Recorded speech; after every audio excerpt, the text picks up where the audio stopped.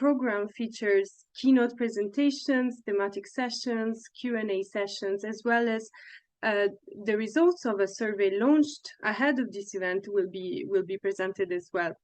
Today, as our first two speakers will say, we will hear about good practices and good examples from a variety of stakeholders, from academia, civil society, other public institutions from all over Eastern Africa and beyond in the area of arts education, intercultural dialogue, peace building, to address existing challenges in managing diversity in such a culturally diverse continent. So the speakers will demonstrate, identity can be utilized as a powerful tool to manage diversity, encourage positive social change, social cohesion, reconciliation, and peace building, which is really at the heart of UNESCO's mission. The workshop will also contribute to identify opportunities for collaboration and network building while advancing UNESCO's work in the area of culture and arts education and intercultural dialogue, among others. So without any further ado, let me introduce our first speaker, my dear colleague Hugue Ngatta, who is the program specialist and head of the social and human sciences sector at the Regional Office for Eastern Africa of the UNESCO, based here in Nairobi, Kenya, who will introduce UNESCO's actions and efforts to strengthen commitments globally and regionally to advance the arts education and intercultural dialogue agenda by working with governments to a variety of policy initiatives, but also capacity building programs and other collaborations in cooperation with civil societies, communities, youth, and other vulnerable groups. So with this short background, Hugue, you have the floor. Thank you very much, Cristina. I have the feeling that I could stop here because you said it all. Yeah, so thank you again for the opportunity to be part of this conversation. Distinguished guest speakers, dear colleagues, ladies and gentlemen, it's a very pleasant moment to welcome you today on behalf of the UNESCO Regional Office for Eastern Africa to this online workshop on harnessing the power of identity, the arts for social transformation, co-organized with the Organization for Identity and Cultural Development, as mentioned earlier by my colleague. Allow me to take this opportunity to thank OECD and the whole team behind Bruce White for spearheading the preparation of this workshop and for the anticipated positive outcome and opportunities for engaging further in this conversation. The conversations, reflections, and good practices to be shared in this workshop will fit into the UNESCO framework for culture and art education, still under design, and will enhance the implementation of the UNESCO framework for enabling intercultural dialogue for inclusion and peace building. They will reaffirm UNESCO mandate and continuous commitment to build peace in the minds of women and men, leveraging on its laboratory of ideas as well as clearinghouse function, while intersecting its competencies in education, culture, social and human science, among others. The timeliness of this conversation could not be overemphasized at a moment when the international community is engaged in transforming education for fostering more agile and adaptive societies in a fast evolving world. It is also a timely reflection for adding our voices to the conversation toward building the Africa we want, hence inviting our deliberate efforts to critically rethink the foundation for an integrated continent, politically united and based on the ideals of Pan-Africanism and the vision of Africa Renaissance as called upon by Aspiration 2 of the Africa Union Agenda 2063. Timely is certainly also the opportunity to bring this conversation closer to us in an Eastern Africa region and notably a growing East Africa community that still struggles to meet with its very motto, one people, one destiny. Indeed, Eastern Africa and Africa at large remain fragile remain fertile grounds for social transformation, economic development, and notably cultural and creative industries, with several countries in Eastern Africa even serving as hub for digital transformation and innovation. Unfortunately, still, the region continuously experiences setbacks due to political immaturity, as cultural diversity and identity are often instrumentalized in the political arena, leading to cyclic instability, notably around electoral period, with chronic ethnic tension fueling vicious cycles of civil unrest and armed conflict. These realities make the region even more vulnerable when affected by shocks from the effects of climate change to disruption caused by pandemics such as COVID-19, including the ripple effect of external factors as the war in Ukraine, which spill over as the rise of prices of basic commodities, in turn inducing growing inequalities and increased poverty, among others. With this background, far from exhaustive, our intention will be unrealistic if it was to expect from this workshop a miracle solution to all the above scares. However, we may want to welcome this workshop and as a suitable platform for collective thinking in a contribution toward reimagining Africa's future, where our rich diversity is seldom a threat and instead recognized as a wealth for the reappropriation of our shared culture, the reaffirmation of our collective imagination, and our proud identity. This speaks to our capacity to rebuild this self-resilience so beautifully encapsulated in the Ubuntu philosophy. I am because you are. This also underpins UNESCO's long-standing engagement to provide its member state with scientific, legal, operational framework and guidance for better mutual understanding and living together in a more and more diverse and interconnected world.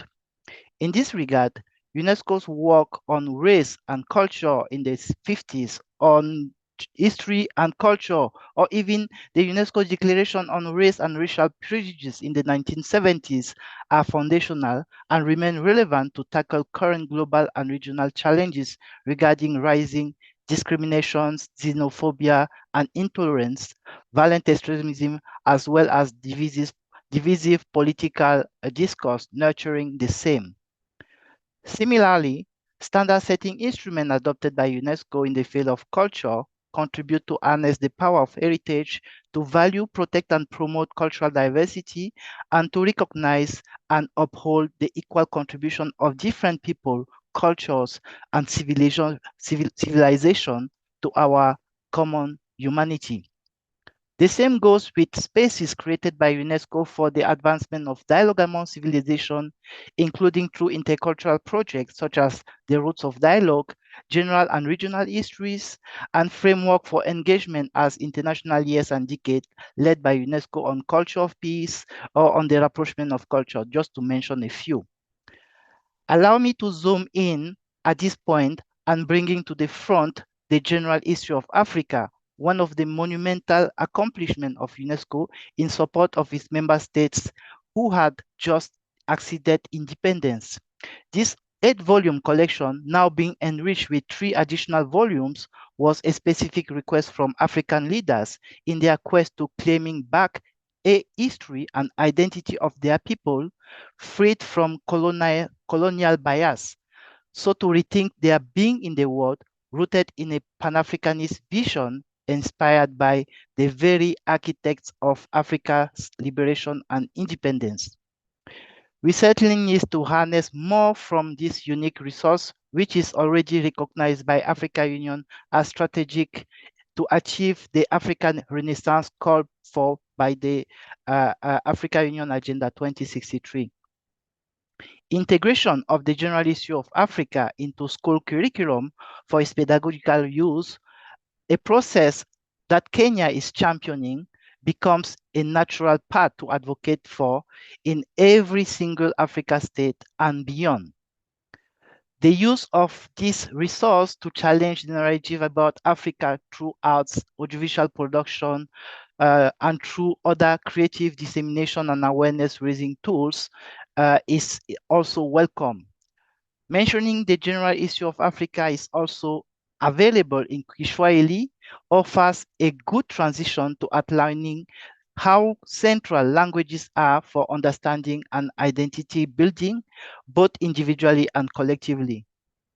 Kiswahili, for that matter, deserves a particular consideration. It is the most widely spoken language in sub-Saharan Africa, with more than 20 million speakers. It provides, in this regards, a unique basis for mutual understanding and social cohesion, for the realization of unity in diversity, and for fostering dialogue among different ethnic and cultural groups, notably in Eastern Africa. Commonly used references such as Kiswahili Coast, Kiswahili culture or identity are testimonies of this importance. Moreover, the proclamation of 7th of July as the World Kiswahili Language Day by UNESCO is just a reaffirmation of the centrality of languages and of mother tongue more precisely, considered as the best means for early childhood education. The Regional Consultative Meeting for Sub-Saharan Africa on the UNESCO Framework on Culture and Art Education also unanimously advocated for prioritizing the use of African language as prime means of education. Dear participants, I could certainly go on and on in listing various tools, initiatives, and framework available to support our navigation through the increasingly interconnected and diverse world we live in, such as the framework for enabling intercultural dialogue and accompanying global report We Need to Talk, recently released by UNESCO. Another framework, one may say, and what other such resources and toolkit do we need to live together peacefully? How are we clearing and assessing the various resources available, their relevance and impact in our societies in constant transformation? Next year, Rwanda will be commemorating the 30th anniversary of a genocide that should be a constant reminder on how dangerous it is to exacerbate ethnicity and identity. This sad episode of our contemporary history is yet another reminder and an invitation for each and everyone, being it individuals, as institutions, or as communities, to be on a constant watch mode. No society is immune from toxic ideologies, and it is our collective responsibility to systematically challenge them everywhere they arise. And UNESCO work on teaching to prevent atrocity crimes is all about this. Ladies and gentlemen, the UNESCO Universal Declaration on Cultural Diversity is also unequivocal on this point. In its Article 4, dealing with human rights and guarantees for cultural diversity, it reaffirms that, and I quote, "The defense of cultural diversity is an ethical imperative indispensable from respect for human dignity. It implies a commitment to human rights and fundamental freedom, in particular, the right of persons belonging to minorities and those of indigenous people. No one may invoke cultural diversity to infringe upon human rights guaranteed by international law, nor limit their scope." And I repeat again this last point. No one may invoke cultural diversity to infringe upon human rights guaranteed by international law, nor limit their scope. This caution is so important in our digital era, where new technologies and more interactive social media that easily allow hate speech to spread from a political community or religious leader or even social influencer or mass citizens. They are spread at unprecedented speed, bring additional challenges, especially if we anticipate the malicious use of artificial intelligence in this process. This is also where the management of social transformation is worth mentioning, a program at the heart of the work of the social and human science of UNESCO, looking at social transformation in a holistic way for evidence-based policy making.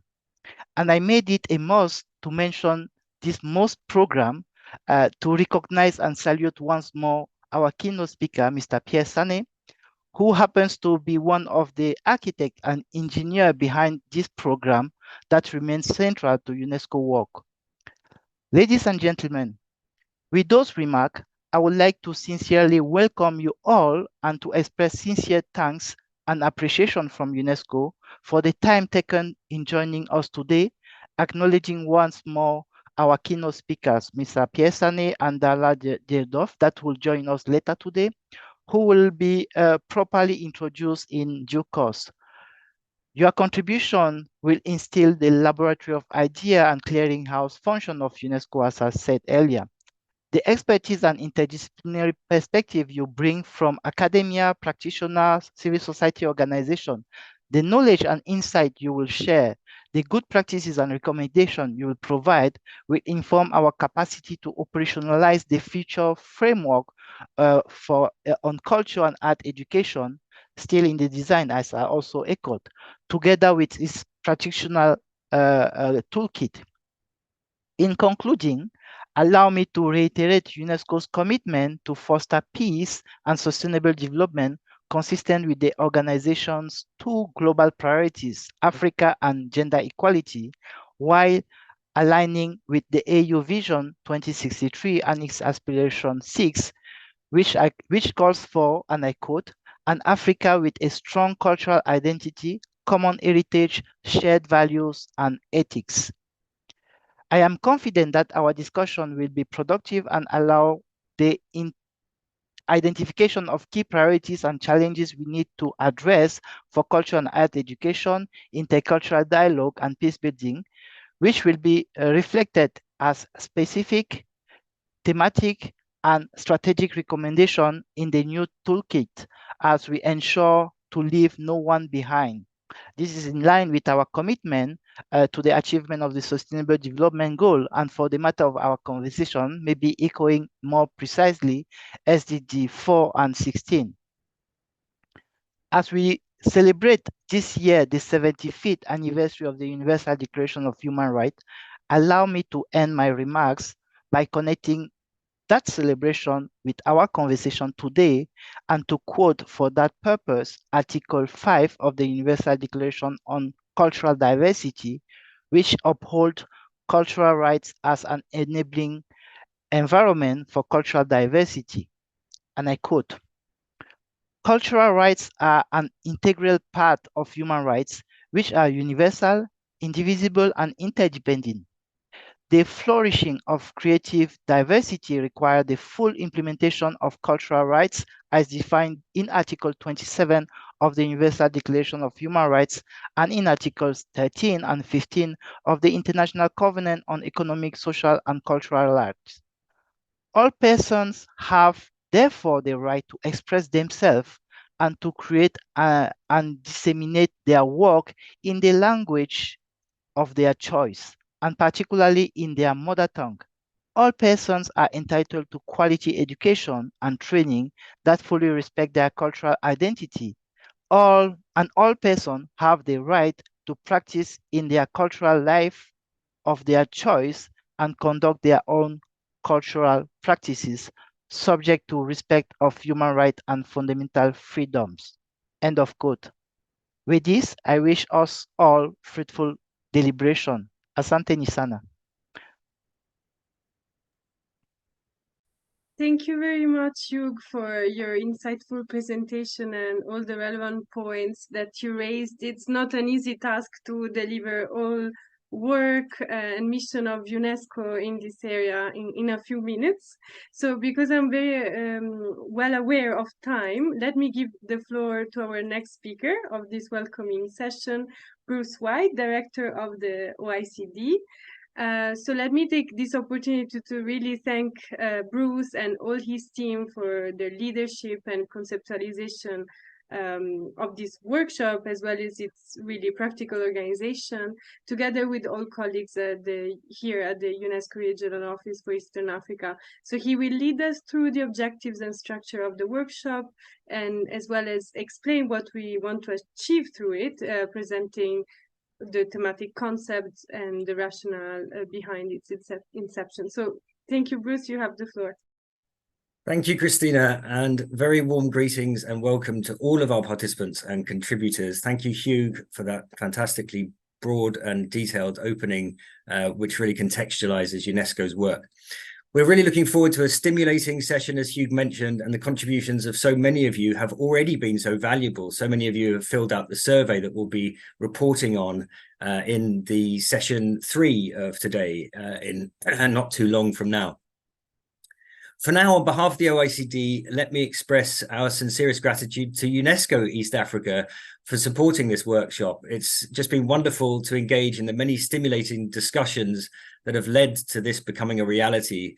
So thank you to the team at UNESCO East Africa for co-producing and supporting this workshop. The relationship between the OECD and UNESCO East Africa goes back to 2017, when we co-hosted, alongside Imagine Africa, whose president is our keynote speaker, Pierre Sané, a conference on the importance of identity in building social cohesion in Kenya. And today we're excited to continue that important focus by asking, of course, in this workshop, how identity and art can help us positively transform society in East Africa, Africa, and beyond, of course. In order to help us frame this core theme, I'd like to briefly talk about the importance of identity itself. And I think it's important to think about identity as extending beyond merely an academic concept. As we all know, it's something that we all experience and grapple with every day. Identity is about who we are, who we believe ourselves to be, and how we feel we fit into the world around us. Human identity happens deep down within us. It's driven by deep human universal needs and emotions. But identity is both reachable and expressed through the language of storytelling, performance, and representation. And it's that means that art itself, in its storytelling, in its use of images and symbols, and in its performance, is the medium through which we can reach and work to transform what we might call the hearts and minds. As educators, practitioners, filmmakers, policymakers, and change agents of all kinds together here today, we understand the importance of tapping into hearts and minds, of reaching identities, as a means to positively transform individual and community life. Many of us are involved in giving people access to new stories and providing new ways of performing who it is that they are. We see how such efforts can lead to fulfillment of potential, cohesion, and peace. But many of us also understand, indeed, many of us witness in our work every day, how stories and performances of culture, history, ethnicity, tribe, gender, etc., can be manipulated to create division and conflict. And Hugue referenced a couple of examples. In schools, artist educators use art to help children tap into and explore new versions of themselves. As well as being positive for child development, integrating art with identity development in children can help to protect them from attempts to manipulate or weaponize their identities in later life. But the transformative and protective power of reaching identity through art transcends traditional education.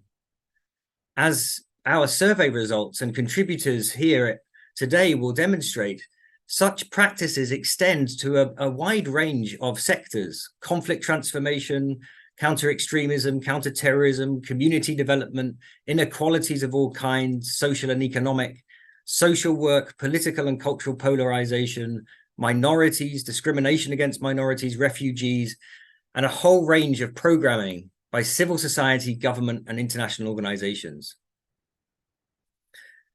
Using stories and representations to challenge stereotypes, bridge divides, and promote dialogue and understanding, we can amplify marginalized voices, build bridges between divided communities. By pluralizing simple versions of ethnicity, history, language, heritage, culture, which focus on division or difference, even hatred or violence against an other, we can work towards positive social transformation using art practices which reach hearts and minds. And I think the key idea here is that when art intersects with identity, personal and social transformation becomes possible. Indeed, as the language of identity, art may be the only way to reach our hearts and minds, and from there influence our interaction with and creation of our communities and societies. But we mustn't forget that this cocktail of art and identity can be powerfully applied to create division. To weaponize the same identities, it can also empower. By removing choice, by removing options, by channeling images and stories to create fear and anger against enemy others, the weaponization of identity and culture may be increasing worldwide, effectively outcompeting divisive approaches with those that can regenerate and celebrate human identity through art represents much of the work that all of us here are dedicated to achieving. And that brings us, of course, down to this workshop where we have gathered to consider in more depth how to meet these challenges. Collectively, our frameworks, methodologies, and approaches can be combined and utilized to help harness the power of identity and art for positive social transformation and to meet the threat of the efforts to divide and weaponize. This workshop is an opportunity, we hope, to reflect, to learn from each other, and to create a resource and a network for social change agents across East Africa, Africa, and beyond. In doing so, we are thrilled to start the day with a keynote address from our esteemed Pierre Sanet, our keynote speaker, on the nature of social transformation and the education of artists. This will be followed by a report on the survey that many of you here have completed, a report which will illustrate the wide scope of art methods already employed by NGO and educational institutions. This report will be followed by 2 presentations by expert artist educators and researchers, Cristina Africana and John Johnston, who will be speaking from their vast experience in practice and policy and helping us get to grips with key frameworks and needs in issues-based art and art education.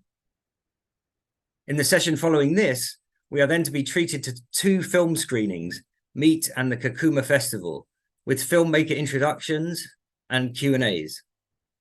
Following the films, 4 NGOs, Afronovs, Sunrays, Culturans, and the Center for People Development will share with us more detail of their on-the-ground work, providing some diverse and detailed portraits of arts methods and programming in civil society. Continuing on the theme of sharing these arts-based practices and tools that can reach hearts and minds, UNESCO Chair Darla Deirdroff will share with us the rich approach of UNESCO story circles and how they are employed across programming contexts with highly transformative results. In our final session, our 4 key speakers will form a panel to reflect upon and channel your approaches, questions, and feedback, and all of the ones we have gathered during the day. Together, we will explore how we can contribute to cooperate, learn from, and share with one another moving forward. Please do use the chat in this and all of the sessions to contribute questions and comments as we go. Our teams are monitoring everything that is contributed, and we are, of course, recording this session the entire day, apart from the film sessions.